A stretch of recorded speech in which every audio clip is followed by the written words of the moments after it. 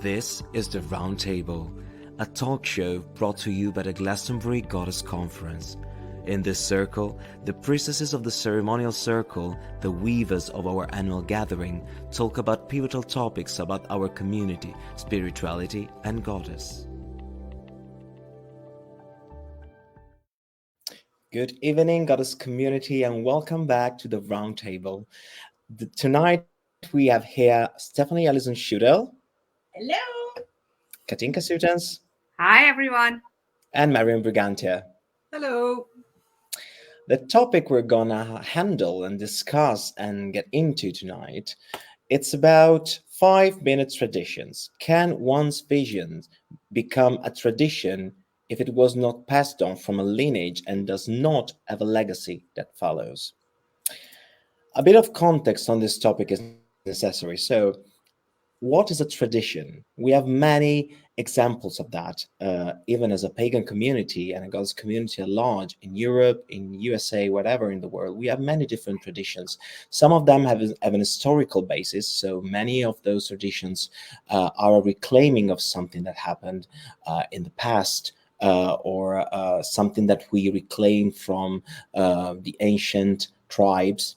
Some traditions are new. So new things started maybe in the 70s, in the 60s, in the 50s, and are still ongoing nowadays. And some other traditions are new, just newly formed, and have people attending to these traditions. And the question we are posing is, can we call something a tradition, or is a tradition effective if during a lifetime of a spiritual person or somebody who's in the goddess community or interested in goddess, we change those wheels and traditions so many times that they will not have a lasting impact, they will not create a proper legacy?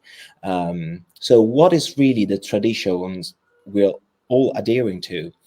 The question goes a bit deeper, meaning that are traditions something that we create and that is very specific, or are the traditions the wider, let's say, wheel where we all move as a pagan community, as a goddess community?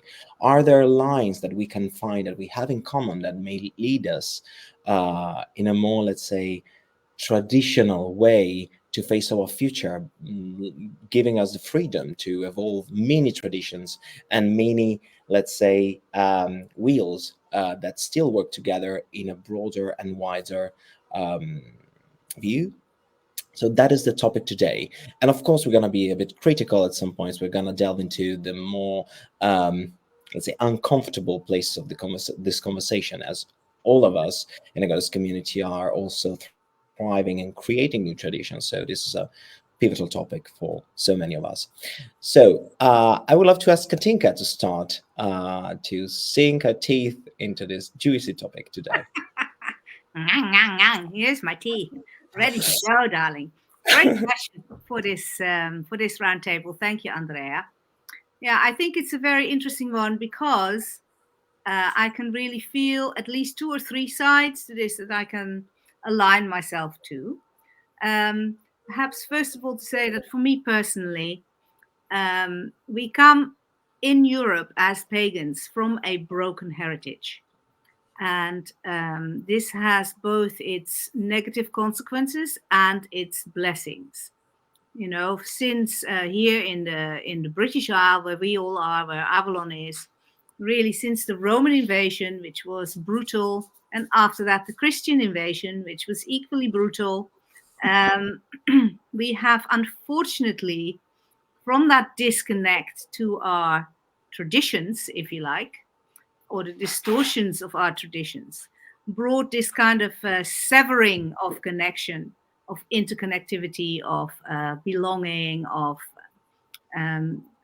the traditions of other indigenous people in other lands globally as our export product, unfortunately.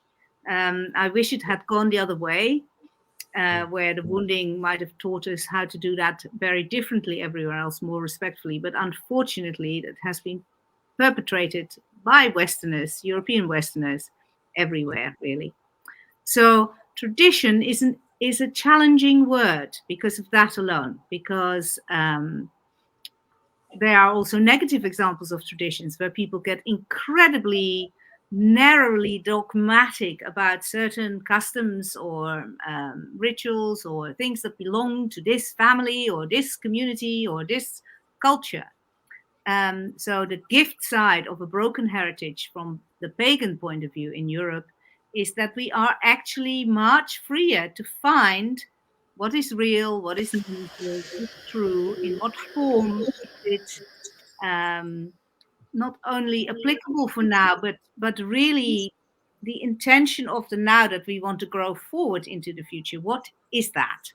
And so this idea of tradition belonging to lineage, yes, for me personally, there has to be a historical echo, not just a perceived one, like a fantasy one. Oh, it's also wonderful. Now we are all, I'm going to say it, which is probably upsetting to people. Now we're all from Atlantis or something, you know. For me, that means exactly zero in my own body and energy system. And it's fine if for other people it does mean something.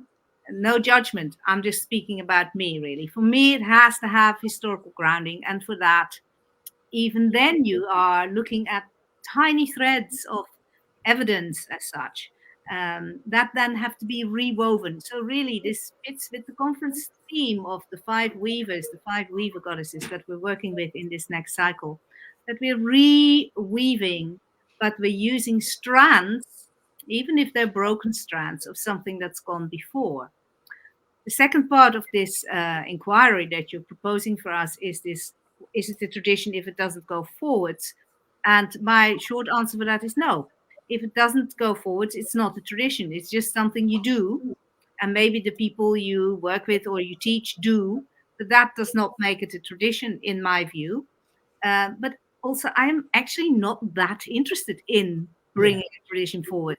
I think part of the severing from a hereditary traditional way of doing things is this, okay, it's a little bit like I don't know, spores or little dandelion seeds that Marion loves so much.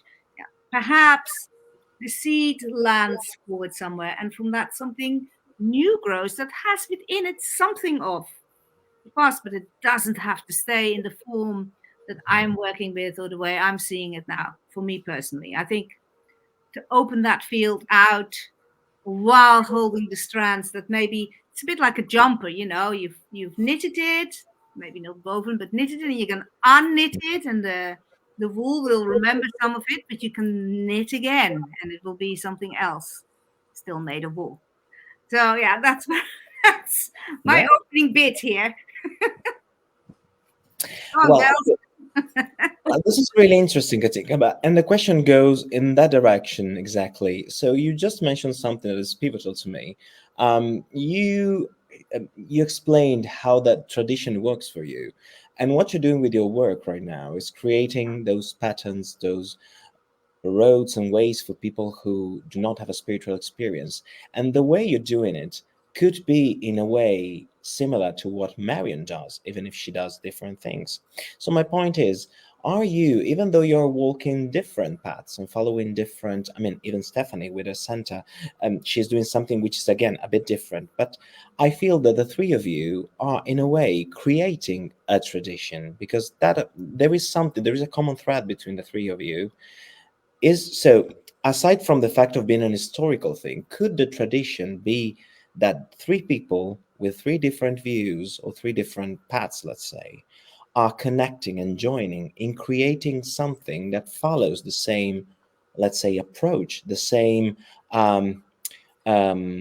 human aspect? So the idea I want to propose here is that even though you have very different paths and very different, you know, historical backgrounds to your activities, since you are working on similar patterns, wouldn't it be a tradition that you pass on to the next generation? So isn't there a new generation of priestesses and priests and spiritual people, even though they attended the 3 things you bring on, which are very different? Aren't they in the same heart space? Aren't they experiencing similar things that could create a tradition which is not based on a singular belief, but on a more general approach to life? The same way we are celebrating Beltane in Glastonbury and every I mean, in many different ways all over the world, but Beltane is a tradition. So isn't this goddess approach the tradition that is developing before our very eyes? Well, you could say it's the pagan tradition, really, and the pagan tradition is, of course, when it was before Christianity, it wasn't called pagan because there was no difference between that. Was just the way. But I think there's a lot of what is under the umbrella of paganism, which is a huge tradition which goes back really to folklore often, and which is different in different countries. But like you said, a festival like Beltane is a good example, because Beltane is something that is in the whole and 𝘬𝑕n and 𝘬𝘠𝑚𝑏𝑙𝑔 and Lammas or Lunasa. They are recognized in all the, what I would say, the side strands or the side traditions of paganism. So the goddess tradition that we are in is, and I always say, people say, "Oh, is that like Druidism?" And I said, well, I would say we're cousins. We're kind of in the family tree of paganism, but we are not the same. And same with Wicca. The goddess tradition is not the same as Wicca, but we are together in the bigger tradition of paganism.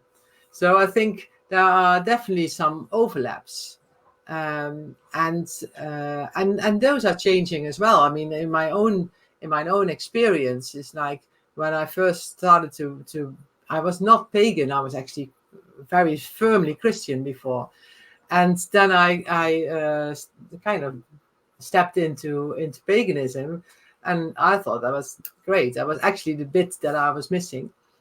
But I had to find my way, because Wicca was not my way, and then Druidism was not my way really, and then I found the goddess tradition, which was then my way. But now I'm actually going back to the wider paganism, because I think in our tradition, in the well, this is maybe the question. Because I would say in the goddess tradition that we've been taught, the focus is mostly on goddess, and in the wider pagan tradition, it's the goddess and the gods, the goddesses and the gods.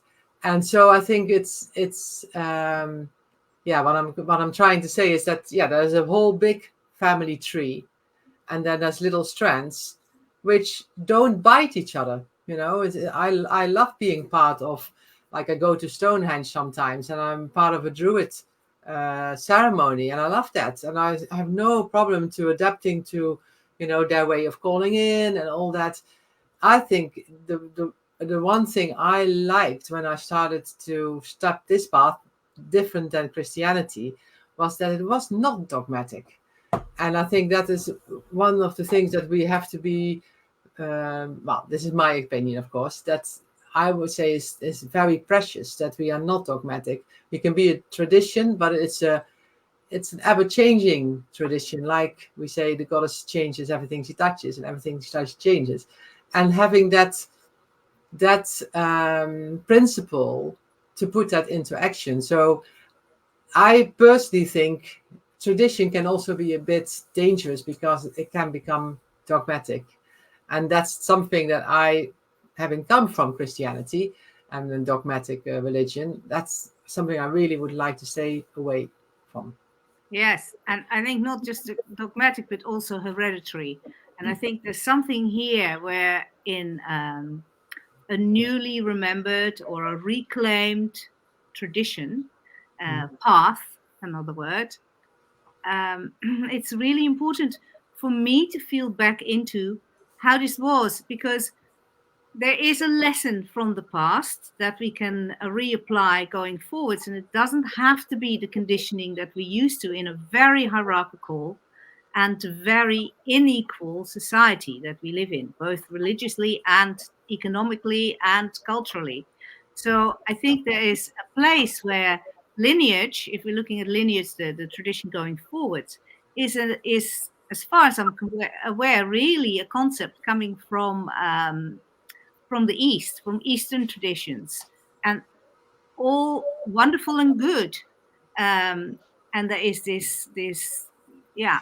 For me, there is something about the skill-based that was part of our European heritage, really, where someone was recognized through their skills, through their abilities, was therefore maybe specifically trained to hold a particular place within the societies. I'm talking spiritually, but it was also true for crafts.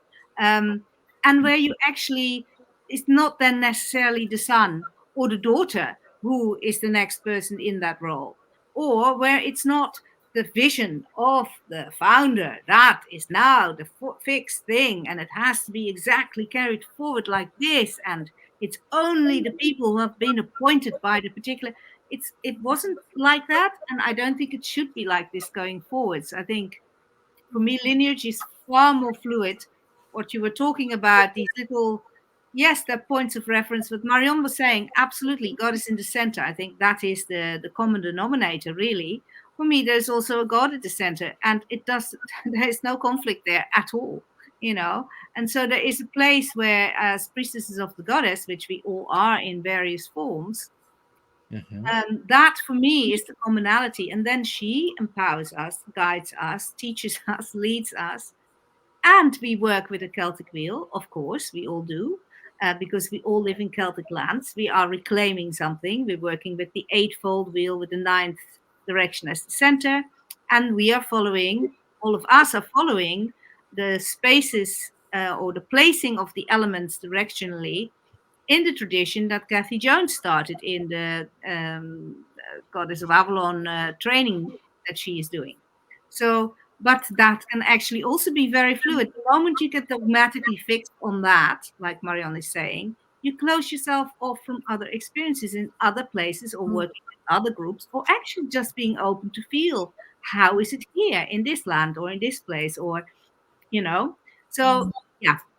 I completely agree with that. I love the image that you gave, Marion, about that we're all in a branch in this great big tree. I mean, when I see traditions in the Verena priestess school here in Switzerland, we have a lot of old Celtic traditions coming from the mountain tribes that are absolutely amazing and beautiful, and that I love to bring in, and that I also cherish very much. But then I see this other side that I think the time is right, that we should be more fluid and more open. I can see it with my marriage. I'm pagan, or I'm a priestess of the goddess with her many names, and my husband is from Egypt, and he's Muslim, and he has his traditions, and he is very, very deep embedded in his faith. But the most beautiful thing is that in every discussion that we have, and we talk about everything, and I tell him about how we see it, or how we would do it, and he would tell me about his. And the thing is that we usually talk about the same thing, but it has just a different language sometimes. Yeah. We talk about the same thing, and that's the beauty of it. And we've said that we find the common ground, and that we build on. And that's also how we raise our daughter, is that she learns the traditions of nature, or also the traditions that my mother got from her mother, and that was passed down to me, and now gets passed down to Chloe. And she also learns, sometimes she prays with Ali, which is absolutely beautiful, and it's really sweet to watch. It's really great. And sometimes she just sits in front of the altar and just starts talking to Goddess, and so she's with everything. So and I think that seeing that just opens up, and I think that our worlds should allow themselves to be a bit more fluid and a bit more open, because then we would find actually more common ground, instead of automatically, closing up and closing our ears and just holding on to those dogmatic traditions, but just actually finding more of the things that actually that are the same, or like a common ground to build on. And I think it's very, what I have come across, and I find it very difficult, is to hear people say, "Oh, this is the truth," especially on a spiritual path. I'm very allergic to truth, and I mean to spiritual truth, and I'm because I think there are spiritual truths for yourself, and I think this is something that even from a very young age I never understood how people would fight over a spiritual truth, because they can, in my view, see, this is not it's my truth.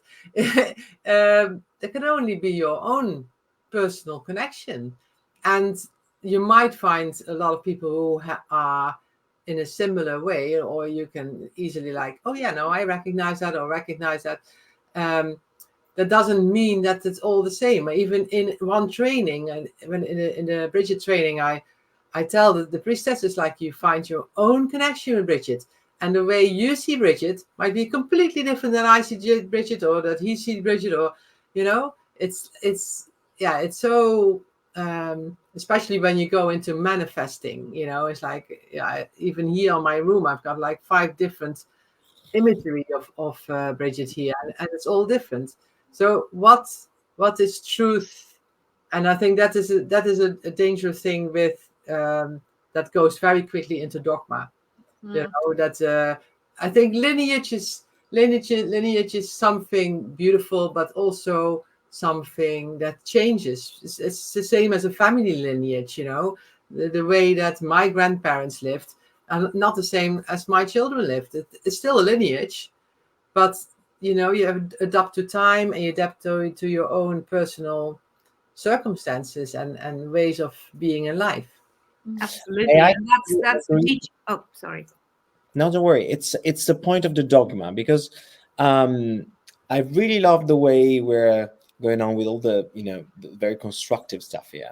But the question was actually a bit tricky, and the tricky part, the saucy part, gets when we look at what tradition is. Because what happens, maybe you have much more experience with teaching, also with seeding those seeds all around the world. So tradition back then was not just religion or a spiritual approach. I think what we miss, and that's something that we can hear when we speak about Eastern tradition, it was not about spirituality or religion only. It was their way of living. For the Celts, for the Eastern populations, it was their way of living. So in a way, they are so strong, and they have such a deep roots in the earth, because they were the way those people lived. What they believed was not just something that decided to believe because it made sense to them, or because they found Atlantis, again, sorry for the Atlantis people, really that made sense for them. It was truly something they believed in. Let's think about also the Christianity. It was something, was first and foremost a way of living in Rome and It was a different way of living. So in a way, the spiritual meaning was not secondary, but it was deeply integrated in the way those people lived. And so my question, and that's why today's episode is called 5 Minutes Traditions, is how is a person's declaration of goddess is this green lime entity that lives in the hills of Fantasyland, I don't know, how can we say that is goddess, and how can we proclaim that as a tradition if that tradition is no longer changing the actual way we live? Because Marion, you do have a path in there. The moment you took your path, and you recounted as many times, and also in our blog as well, so check it out on the website, that tradition changed the way you live. Katinka as well, you're a traveling priestess. Stephanie, you have a center, your whole life revolves around that, so you change your life. The point is that, are we really sure that what we are doing sometimes is a tradition, or is just something that we create for a sales opportunity of a corner of the goddess world that nobody has yet covered, and then we call it a tradition? And is it a tradition if it doesn't change the actual way we live and that we teach our next generation? But it does change the way we live. That's your answer right there, Andrea, in that question. I think that traditions, in the way you were talking about it, so we have a lot to learn from people who are still what we now call indigenous, who have not been, and for them, when I was in Colombia, in the jungle, in the Amazonian jungle, but also by listening to my shamanic teachers, really it is not about getting stuck in a particular way, and it is very much, like you're saying, interwoven with everything into the fabric. It's not just a belief, like some sort of idea that is removed. No, it's the lived experience expressed in symbolic metaphors or language or journeys. It's very real. It's very, very real, and it's very much, it's as important as wiping your bum after you go to the toilet for us is doing the traditional ritual parts of your day. And so I think there's something, and I'm sorry, I don't mean to be rude by saying that, but I'm making it something that everybody does without thinking about it. Of course you do that, right? Well, it's as of course you do that, like that. And so I think that there's something around, it changes you. Of course, we say Goddess changes everything she touches. Your life is changed if you are truly living it. And I think that is going back to how our ancestors actually lived, which would be a traditional thing. You know, I mean, customs and traditions are not quite the same thing, are they? Customs are things that we do because we use, like Christmas is a custom, which can be very traditional or very modern, whatever, but it's a custom that we have in our country. Whether we're pagans or Christians, we celebrate Christmas in some form. It's in the language, it's in everybody's thought forms. So I think there's something around the marketing angle that you were bringing in there of the 5-minute tradition. No, that is, so in my opinion, and again, it's my truth, my opinion, no, that is not a tradition because it doesn't actually change anything. It's a flash in the pan kind of thing. I'm not saying that people can't have a great experience, but nothing changes afterwards. I think that's the great mark. I'm always saying love in action. Love is in action. So if you don't grow, if you don't change, if you don't actually integrate some parts of yourself, if your behavior and your life therefore doesn't change, how can it possibly be a tradition in the way that you're talking about it? That's also, I do think you know, if I look at my own experience with becoming pagan, as I said, coming from a non-pagan upbringing, I really noticed something, like you said, it's very to the core of your life, which is like I feel the seasons. I think that was something that I noticed, the first thing I noticed, and it's never gone away. I feel the changing of the seasons. It's like part of my body experience. It's not just something, it's like, it's the 21st of March. You know, it's like, no, I can feel when the season changes, and sometimes it's before the calendar date. So it is. So I think that's working with the wheel. It's definitely a tradition, and if you really go through the wheel years, it becomes part of your life. Yeah. And I think that is one of the things that is, it is a beautiful experience to look at the land and just feel that change. And it changes your life, but the wheel also deepens, and there are more and more insights. But that is all very change, and then there's more. It's. But like, I mean, on a very basic life, because you were saying, Andrea, like it was part of life. You know, it was completely woven into life. And it's interesting because when you said that, I actually thought about my church upbringing, where that is actually also very much not just its tradition, its community, its and that is changed in my lifetime. You know, that was really the generation of my parents. They still have that. The church is still an unwoven part of their life. That's part of their life. It's not, you can't take that away. And I think when it becomes so deeply in, I think you can call it tradition. And I'm very lucky with the 𝘠𝗔𝗕𝗟𝗃 training, and because there's so many traditions that have not been severed, you know, that have gone on, and we bring it into a modern time. But and then I hear students who come from Ireland, and they just tell, "Oh yeah, this is normal. My mum always used to do this, and she put that little cloth out, the 𝘔𝗡𝗙. And then when we had a fever or a cough, she would put it on our body and she would pray. And she said she would pray, and she was standing in the priestess. So it's like this is an unbroken tradition, which is it's beautiful when that is true. Also, tradition is not necessarily the counterpart of innovation, because some traditions take hold because they change or reclaim something that was lost, and they allow for innovation. And that's in a way something that's happening, not to be very advertising wise, but it's true for the Goddess Conference in a way, because what is changing is that many people from all across the world are joining in the same place with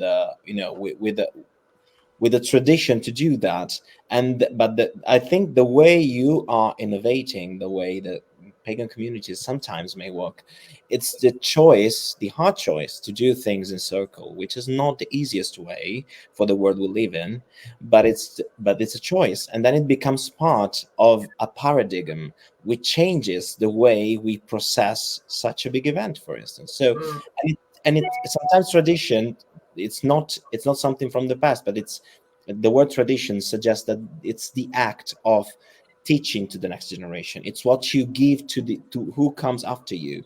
And I feel that there is an effort there to leave something in a different way than the way it was many years ago. Absolutely. And then also to be open to it changing again once you hand it on. I think what you're saying is very real, because traditions everywhere, and talking spiritual traditions specifically, change because somebody says there is a need for a change here, because the world has changed, our ideas have changed, our awareness around things have changed.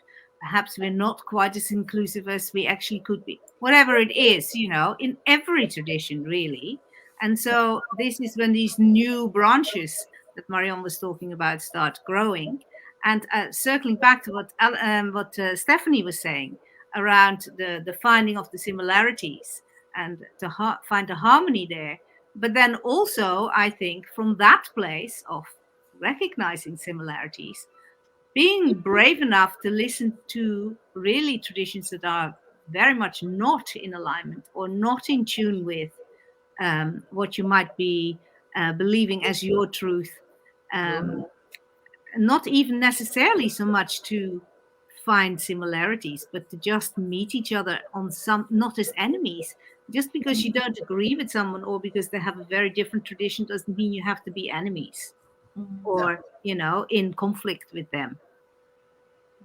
Yeah. True. Also, in a way, there is this, there is a challenge there, because we are talking about things that unite us, and in a way, the current wave of, let's say, again, sorry for everyone listening or live on Facebook now, but the enormous amount of mystery schools opening of like any kind of mystery, schools of every kind of type, they profess they do have a new tradition, like something new that gets passed on, and then people disappear from these places the very minute they end their 3 weekends training. So at that point, how can that be called a tradition? Is that, let's say, diminishing the power that the word tradition brings? That is such a powerful word, and that's also a very wise word. In a way, what for instance, what you do with a conference again and again is trying to bring something that is the circle decision. It's a circle of equals that decides for a number of things, and there are other circles that decide for other stuff. It's something that comes from the past, that's brought into 2024 and tries to find new wings, new roots. But in a way, there are people still there.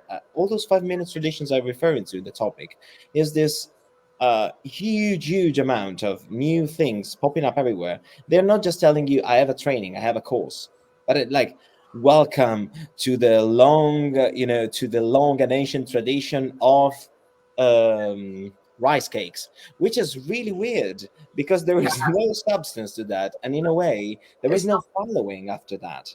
It's not weird. It's not weird because what it calls to is a sense of belonging, and I think this is something that in the spiritual a lot of people are looking for, and people looking for this thing that they want to belong to, that they want to be part of. And if you say, I come from a long tradition, then there's like, oh, this is something I can put my trust in. You're trustworthy of my money. And I think the word tradition gives that. The word tradition, you have like, oh, we've been around for a long, long, long time. So if you are coming in, then you become part of something. Or I've been given this very special download, light gold, transmission treasure gift, something from somewhere in spirit or a burial mound on the top of a sacred hill or whatever. And therefore now I am the lineage holder of something. This could well be true, actually, for people. I'm not closing my mind to this at all. But I think, as you're saying, Andrea, with the amount of it that you can see out there, I doubt that all of them are true. And it is definitely a gimmick to say that. I mean, I know you have had some experience of all of this, Stephanie. I think what came to mind before is that we should learn how to let go of expecting something, because we're all on that path of belonging. Yeah. And that it just came so straight. Like we constantly expect something, out of every tradition or out of everything. But the path of the goddess is that she changes everything she touches, and everything she touches changes. There is something, the path of the goddess is not something that you can put in a box. If that's something I've learned from goddess, that is that. You cannot put anything in a box. So you can come with a tradition. Yeah, you can be all woohoo about it, but then it can be that the next day it just changes, because she is constantly in change, and she is the spiral. The spiral goes up, the spiral goes down. So we are constantly in movement with her. And it's like being on a really wild stream, and you're just trying to hold on to that one stick, and it does not work. And working with the goddess, that just kind of doesn't work. But we all are looking for that place of control, or maybe that place of comfort, that place of belonging, and therefore we go into expecting something. A lot of times, and I think letting go of expecting things. I'm looking for the right word of that, but that came so clear that it's just it's letting yourself to really flow free. And actually, it's okay to let go of old stuff, or being open to learn something new from another tradition. And if it works, fine. If it doesn't, okay. We're all here to learn. And everything is constantly evolving. But what you're talking about, Stephanie, sounds dangerously like a tradition. So what you're saying is, yes, it's true. Because your approach, which is the approach that Katinka talked about and Marion talked about, is kind of the same thing. So my question is, are we actually building a living tradition through the conference, through the many activities we do in different parts of the world in our own ways, but are we living in a tradition? And therefore, there is no need for another 5-minute tradition popping up every corner, because we are actually living a tradition that is just really multifaceted. Yes. I mean, if we go back and look at that, the ancient populations had a tradition because they had a way of living. In a way, the way you three are talking about things, it's the same way. So you have a common way of living. So we might as well be in a tradition. And the point is that if we decide that all together, new mystery schools opens, people from Atlantis, people from other islands, from Tolkien books, I don't know. But if we all came together and we noticed that the way we're living is similar, wouldn't it be actually a very, very rooted tradition? It's just a very multifaceted one, where the spiritual maybe changes a bit, and it's like you're doing in your house, Stephanie. I mean, isn't that amazing that you are building something out of two completely different spiritual approaches and religions, but though you are living in a way that is very transformative in a Definitely. sense. I think the common ground, build on the common ground. The common ground is love. And love has so Absolutely. many different faces, and everything on top can change. And that's life. I think the Tradition common of ground. love. I like that. The tradition of love. But yeah, but it's I think what we are. I think the love is. I think there's two things, because I think the tradition we are talking about, and which is also like nature-based traditions. Yeah. They are in all cultures. They are working with the lands, and I think that's, for me, that is the wheel is actually the wheel of the year, or the circle of life, or how do you call it? That is actually the tradition, and that is just following nature, really. Yes. And that is a tradition. So if you live in the Mediterranean, your traditions will be slightly different because the seasons are different. And when you live around the equator, your traditions will be slightly different because you don't have the 8 seasons so much like we have here in the north of Europe. So I think Not at all. Yeah. yeah, so I think the what I like about the pagan tradition is that it is nature based, and I think that is the big common denominator of the pagan traditions. And then there's all I think the side branches are more like focused in a certain way. They are focusing on I don't know, the goddess, for instance. Like we're focusing on the goddess. Doesn't mean that we don't believe in other things like the spirits of the land, but the focus. Yeah, because you live like other pagans. Ancestors. Or You are living like other pagans. So in a way, you are focusing on a facet of a thing. But the way we are living, you three are doing your work, is part of a unique tradition. So it's trying to change the way, spirituality is perceived, life is lived. So in that way, there is a common, let's say, Western or European or Proto-Celtic tradition that you are embodying in different aspects, maybe. But that tradition, so the point where life is changed and everyday life is changed, I feel it's really the same. Yeah, because it's what 𝗥𝗢𝗙𝗃 said. It's it is based on history, or her story, or how do you want to call it. So that although it has changed to the modern time, there is a longer European, or what you say Celtic, but Celtic is also a very difficult word because a lot of people go and say that's not something Celtic. But yeah, so Northern European tradition there is, and we are kind of finding our own way in it, in a certain connection to, for instance, Rhiannon or Bridget. So this and that is the difference. But the base, the source of the tradition is very much the same.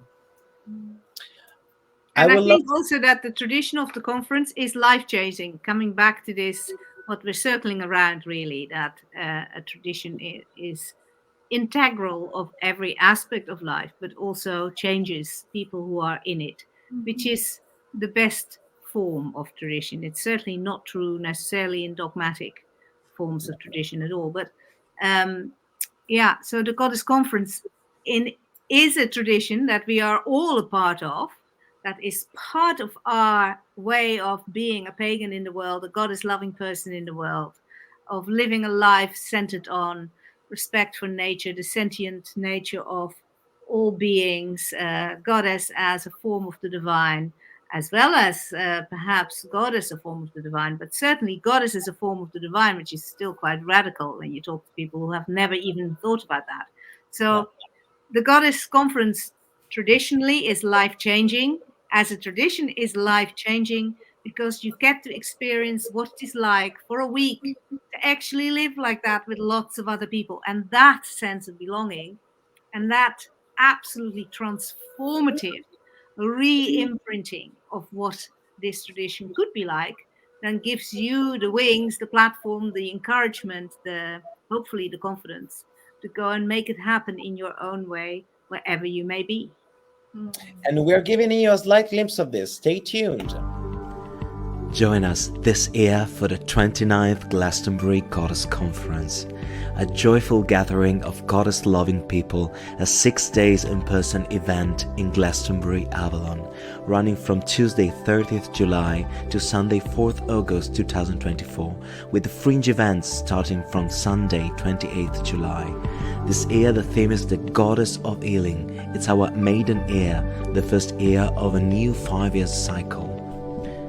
International presenters, transformative workshops and experiences, deep ceremonies on the sacred land of Avalon, community, art, fun, and love for Goddess. Let your healing journey begin this year. Join us for the Glastonbury Goddess Conference, Goddess of Healing. There are so many options to participate: full conference tickets, weekend tickets, day tickets. Find what suits you best and get your ticket now at goddessconference.com.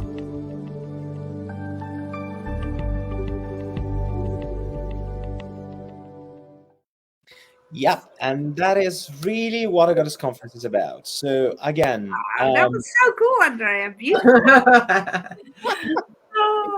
I want to go. for who was in the podcast, we're referring to a video that was streamed. So the roundtable is live on Facebook, so you can check us live and comment live, and is also a podcast that you can find on every podcast platform, and you can find us as well on YouTube. So if you're seeing us on YouTube, or if you're watching us live on Facebook right now, thank you so much for the people following, commenting, and joining us every Tuesday or every other day that we'll create these beautiful live events with. I would love to thank today Stephanie Ellison-Schudel for your contribution. Fantastic. Thank you. Thank you. Mariam Brigantia Thank and you. Katinka Sutens. Thank you to Lily and everyone else who joined us today. The Roundtable gives you an appointment to next week. Happy Beltane to everyone celebrating. Yay, happy Beltane. Yes, happy birthday. And have a fantastic night as well, everybody. Bye. Bye. This is the Roundtable, a talk show brought to you by the Glastonbury Goddess Conference. In this circle, the priestesses of the ceremonial circle, the weavers of our annual gathering, talk about pivotal topics about our community, spirituality,